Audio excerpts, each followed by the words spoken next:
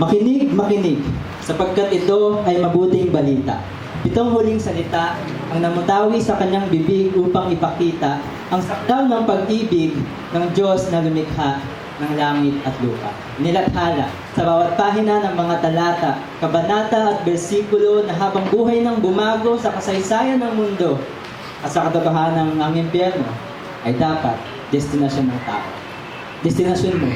Oo, natin, na kung si Kristo ay hindi namatay para sa atin, ang ikalawang kamatayan ay habang buhay nating daranasan. Kaya makinig, sapagkat ito ang mabuting balita. At ang una, sa huling 7 wika, Ama, patawarin mo sila, sapagkat hindi nila alam ang kanilang ginagawa. Naranasan na ba ninyong mapagbintangan?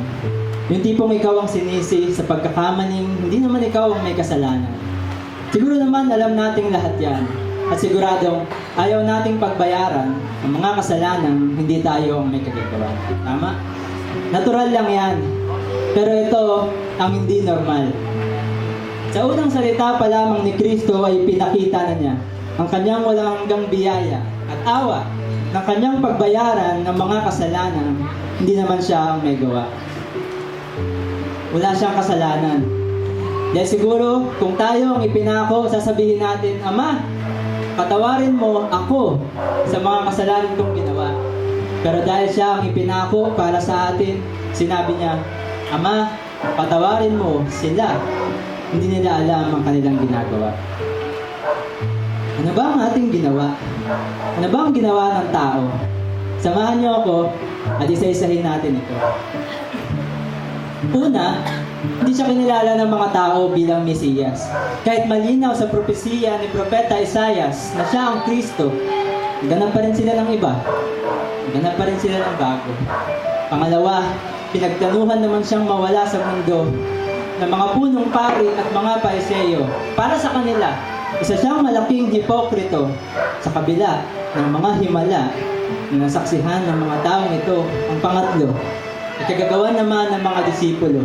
Si Judas para sa salapi, siya ipinagkanulo, habang itinanggi naman siya ni Pedro para lang makaiwas sa gulo.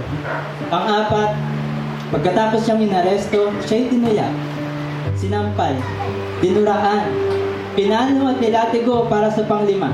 Ang inaabangan nila, ipako si Jesus sa krus ng Kalbaryo. Sabi ng isang mangangaral, before we see the cross as something done for us, leading us to faithful worship, we have to see it as something done by us, leading us to repentance. Marahil sinasabi ninyo, hindi kami yan. Wala kaming kinalaman dyan. Kagagawan yan ng mga tao noon at mga sundalong Roman. At dihamak naman ng aming mga kasalanan kumpara sa kanila ay mas magaan. Pero nagkakamali ka, kaibigan. Bakit hindi natin maling tingnan? Katulad din tayo ng mga natutulog na apostol sa hardin.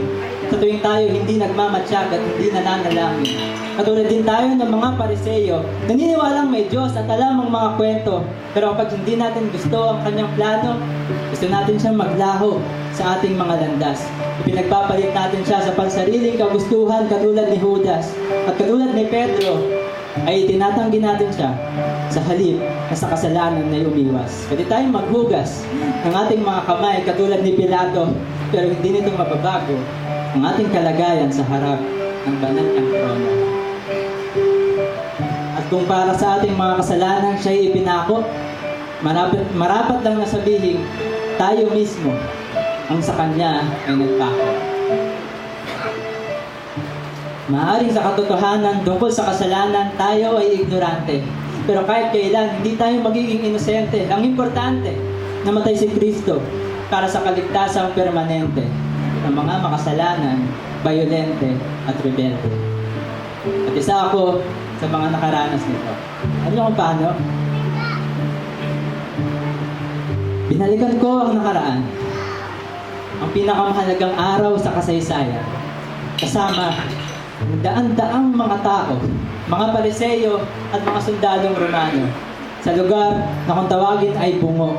Dahil ngayong araw, 3 tao ang ipinako.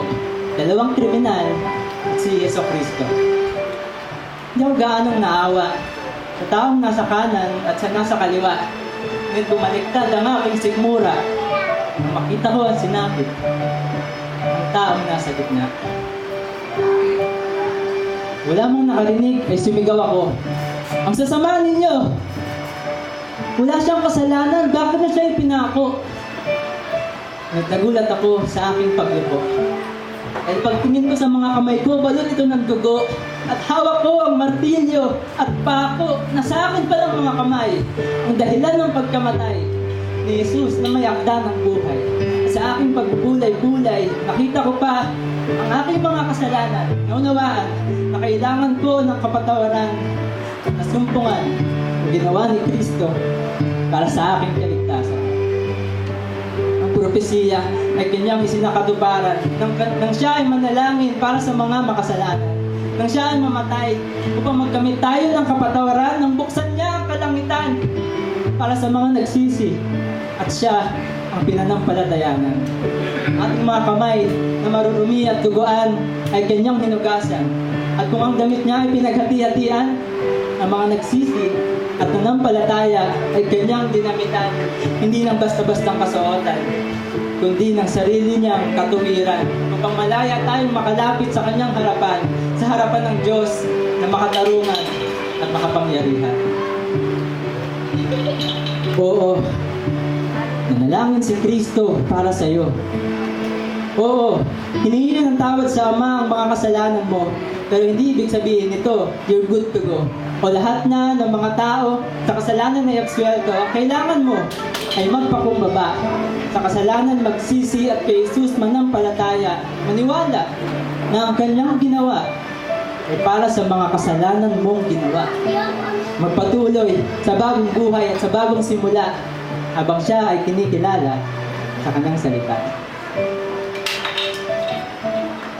Sa anumang dako ng mundo, naroon ang tao, babad sa kasalanan, walang sariling paghingi ng kapatawaran. Ngunit sa krus, ipinako si Jesus. Hinarap niya ang kamatayan, hiningi ng tawad ang hindi niya kasalanan upang ating maranasan ang buhay na walang hanggan, ang pag-ibig na walang katapusan. Ang makapiling natin ng Diyos, si Yeso Cristo, magpakailanman. Purihin siya.